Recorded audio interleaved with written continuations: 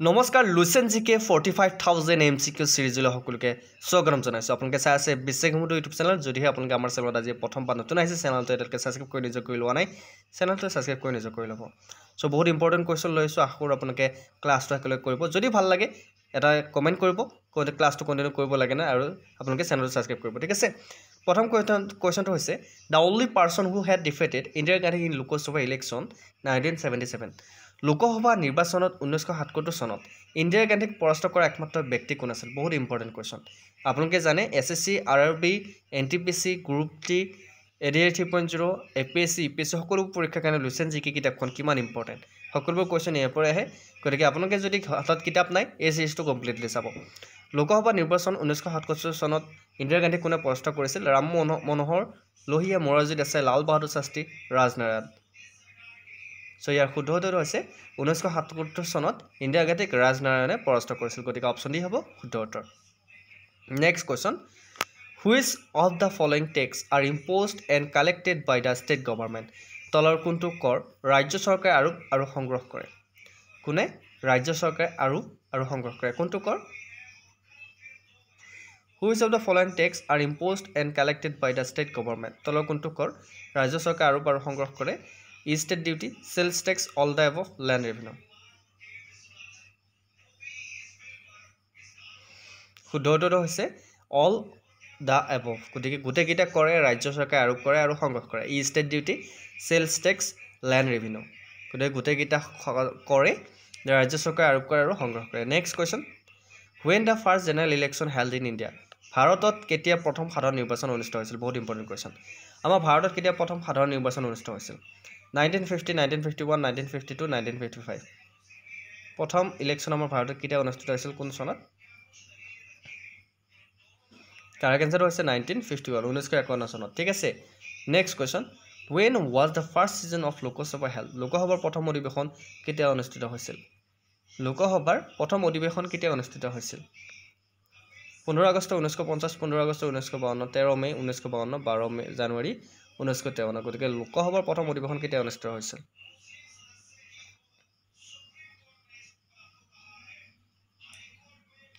লোকসভাৰ প্ৰথম অধিৱেশন কেতিয়া অনুষ্ঠিত হৈছিল 13 মে 1952 ঠিক আছে 13 মে 1952 চনত লোকসভাৰ প্ৰথম অধিৱেশন অনুষ্ঠিত হৈছিল next question Which state has the largest legislative assembly কোনখন ৰাজ্যৰ সৰ্বাধিক বিধানসভা আছে কোনখন ৰাজ্যত সৰ্বাধিক বিধানসভা আছে কৰ্ণাটক ওয়েষ্ট বেংগল উত্তৰ প্ৰদেশ মহাৰাষ্ট্ৰ কোনখন ৰাজ্যত সৰ্বাধিক বিধানসভা আছে কোৱাচোন পাৰ যদি বহুত ইম্পৰ্টেন্ট কোৱেশ্চন হয় কেনেকুৱা লাগিছে ক্লাছটো কৰি নিশ্চয়কৈ বহুত লাভৱান হ'ব তোমালোকে যদি লুচেন জিকে ক্লাছটো কন্টিনিউ কৰা আমি এটা দুটা নহয় 45000 কোৱেশ্চন কমপ্লিট কৰিম সো আশা কৰো তোমালোকে ক্লাছটো সম্পূৰ্ণকৈ কৰিবা ঠিক আছে কোনখন ৰাজ্যত সৰ্বাধিক বিধানসভা আছে শুদ্ধ উত্তৰটো হৈছে উত্তৰ প্ৰদেশ ইউপিত সৰ্বাধিক বিধানসভা আছে next question Which high court for the first time in India declared bond as illegal ভাৰতৰ কোনখন উচ্চ ন্যায়ালয়ে প্ৰথমবাৰৰ বাবে বন্ধক অবৈধ বুলি ঘোষণা কৰিছে বন্ধক অবৈধ বুলি ঘোষণা কৰিছে Allahabad high court Gujarat high court Kerala high court Rajasthan high court কোনটো হাইকোৰ্টে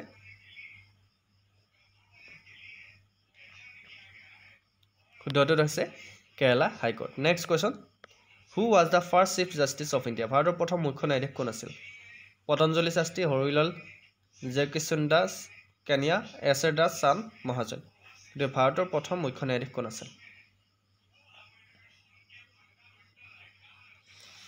ভাৰতৰ প্ৰথম মুখ্য ন্যায়াধীশ আছিল হৰিলাল জয়কিষণ দাস ঠিক আছে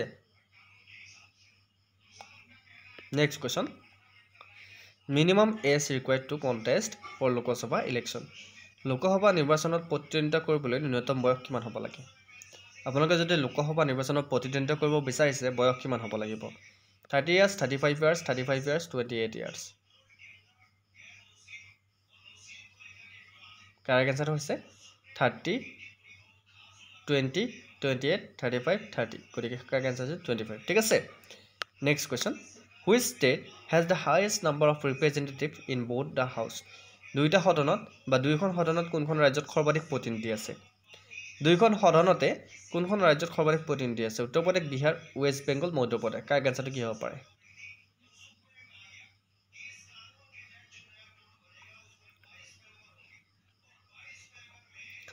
কাৰেক্ট এনসাৰ হৈছে উত্তৰ প্ৰদেশ ঠিক আছে option A is right answer next question supreme court জাজ ৰিটায়াৰ্ড আপন এটেইনিং দ্য এজ অফ উচ্চতম ন্যায়ালয়ৰ ন্যায়াধীশসকলে কিমান বয়সত অৱসৰ লয় আপোনালোকে জানেনে উচ্চতম ন্যায়ালয়ৰ ন্যায়াধীশসকলে কিমান বছৰত অৱসৰ লয় 65 62 68 70 ইয়াৰ্ছ উচ্চতম ন্যায়ালয়ৰ ন্যায়াধীশসকলে কিমান বয়সত তেওঁলোকৰ অৱসৰ গ্ৰহণ কৰে শুদ্ধটো হৈছে 65 ইয়াৰ্ছ 65 বছৰ হ'লে তেওঁলোকে অৱসৰ লয় ঠিক আছে next question Right to Information Act in India come fully into force in ভাৰতত তথ্য অধিকাৰ আইন সম্পূৰ্ণৰূপে বলবৎ কেতিয়া হৈছিল তথ্য জনাৰ আইন ভাৰতত তথ্যৰ আইন সম্পূৰ্ণৰূপে কেতিয়া বলবৎ হৈছিল অক্টোবৰ 2008 জুন 2005 জুলাই 2008 অক্টোবৰ 2005 কা কেনচাৰ কি হ'ব পাৰে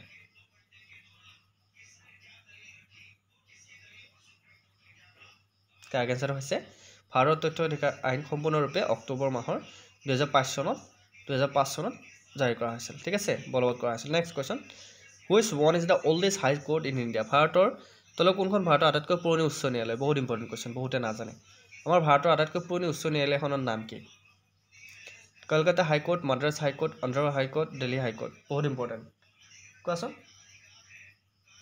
কি হ'ব ভাৰতৰ আটাইতকৈ oldest high court in India is a Kolkata High Court. Kolkata High Court is a Bharata Purani High Court. Next question. Who was the first president of Indian National Congress? Bharatiya Jatiya Congressor Pratham Sabhapati kon asil?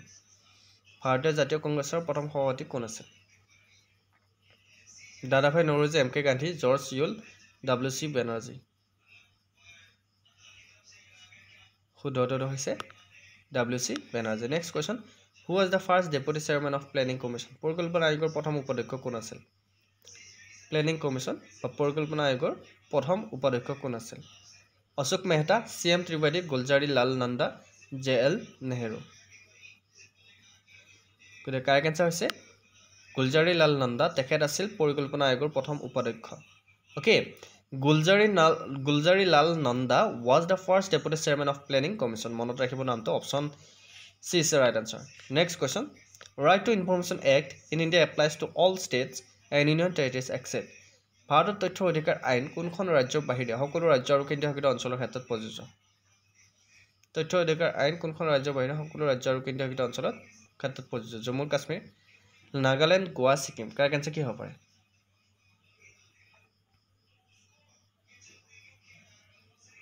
শুদ্ধটো হৈছে জম্মু আৰু কাশ্মীৰ ঠিক আছে মনত ৰাখিবা next question which state has no panchayat raj institution কোনখন ৰাজ্যত পঞ্চায়তী ৰাজ প্ৰতিষ্ঠান নাই কোনখন ৰাজ্যত নাই পঞ্চায়তী ৰাজ প্ৰতিষ্ঠান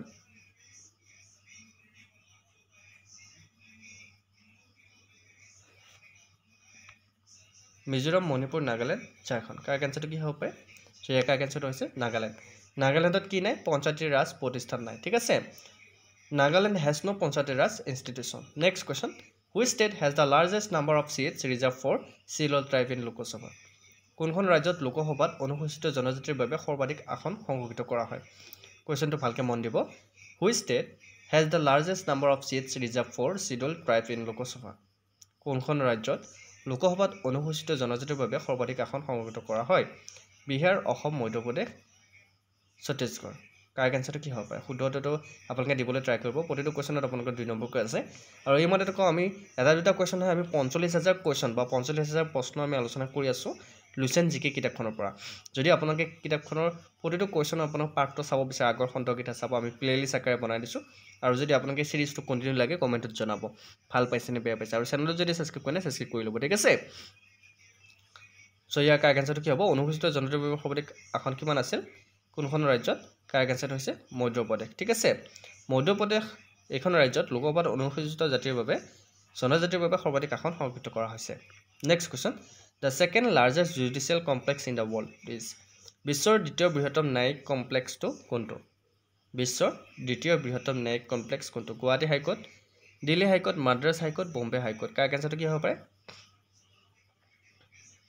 শুদ্ধ উত্তৰটো হৈছে Madras high court option C is the right answer next question the president of India addressed his resignation letter to the president of India address his resignation letter to the Speaker, Vice President of India, Chief Justice, Prime Minister. Correct answer কি হ'ব?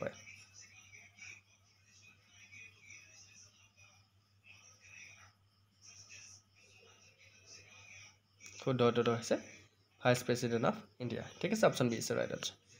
Next question. Total number of amendment in Indian Constitution. ভাৰতীয় সংবিধানৰ মুঠ সংশোধনীয় সংখ্যা কিমানটা আছে? আমাৰ ভাৰতীয় সংবিধানৰ সংশোধনীয় সংখ্যা কিমানটা আছে? 98, 92, 101, 105. Correct answer কি হ'ব? Correct answer হৈছে 105. ঠিক আছে, next question. How many sessions are held in a year in Lok Sabha? লোকসভাত এবছৰত কিমানখন অধিৱেশন অনুষ্ঠিত হয়? বহুতে নাজানে কিন্তু। How many sessions are held in a year in Lok Sabha? 4, 3, 2, 5. গতিকে লোকসভাত এবছৰত কিমানখন অধিৱেশন অনুষ্ঠিত হয়? লোকসভাত এবছৰত 3খন অধিৱেশন অনুষ্ঠিত হয়। ঠিক আছে, next question. Total number of high court in India. ভাৰতত মুঠ উচ্চতম ন্যায়ালয়ৰ সংখ্যা কিমান? ভাৰতত মুঠ উচ্চ ন্যায়ালয়ৰ সংখ্যা কিমান? 27, 24, 25, 32। কিমানখন ভাৰতত উচ্চ ন্যায়ালয় আছে?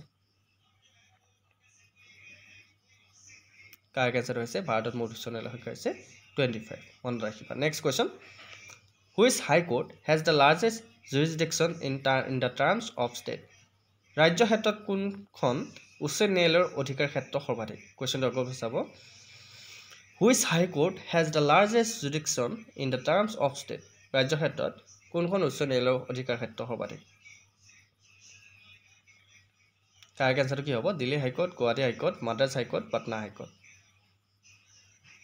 ইয়াৰ শুদ্ধ উত্তৰটো হৈছে একদম easy, Guwahati high court. Next question. Who is the longest serving speaker of Lok Sabha? লোকসভাৰ আটাইতকৈ দীৰ্ঘদিনীয়া অধ্যক্ষ কোন আছিল? সোমনাথ চেটাৰ্জী, P.A. চাংমা, বলৰাম জাখৰ, K.S. হাগৰে। গতিকে লোকসভাৰ আটাইতকৈ দীৰ্ঘদিনীয়া অধ্যক্ষ কোন আছিল? লোকসভাৰ আটাইতকৈ দীৰ্ঘদিনীয়া অধ্যক্ষ আছিল Balram Jakhar. Next question. Who is the chairman of Kendriya Hindi Samiti? কেন্দ্ৰীয় হিন্দী সমিতিৰ অধ্যক্ষ কোন আছিল? President, vice president, prime minister, SRD minister. গতিকে কেন্দ্ৰীয় হিন্দী সমিতিৰ অধ্যক্ষ কোন আছিল? Who is the chairman of Kendriya Hindi সমিতি? কাৰেক্ট এনচাৰটো হৈছে প্ৰাইম মিনিষ্টাৰ, PM। ঠিক আছে, চ' এয়া আছিল আজি লুচেন জিকে উন্নতি পাৰ্ট। চ' আপোনালোকে পাৰ্টটো কেনেকৈ পালে জনাবলৈ নাপাহৰিব। যদি ভাল পাইছে চেনেলটো ছাবস্ক্ৰাইব কৰিব নেক্সট খণ্ডটো চাবলৈ। ঠিক আছে, চ' আগন্তুক পৰীক্ষাৰ কাৰণে সাজু হ'বৰ হ'ল। ADAR 3.0 আহি আছে, SSC আহি আছে, RRB আহি আছে। সকলোৱে ক্লাছবোৰ কৰিব। আমাৰ লাইভ ক্লাছ আহিব, অফলাইন ক্লাছ আহিব। যদি চেনেলটো ছাবস্ক্ৰাইব কৰা নাই ছাবস্ক্ৰাইব কৰি দিব। আজিলৈ মানে অন্য এটা ভিডিঅ'ত আকৌ লগ পোৱাৰ প্ৰতিশ্ৰুতিৰে জয় হিন্দ, জয় অসম। সকলো ভালে থাকা, কুশলে থাকা।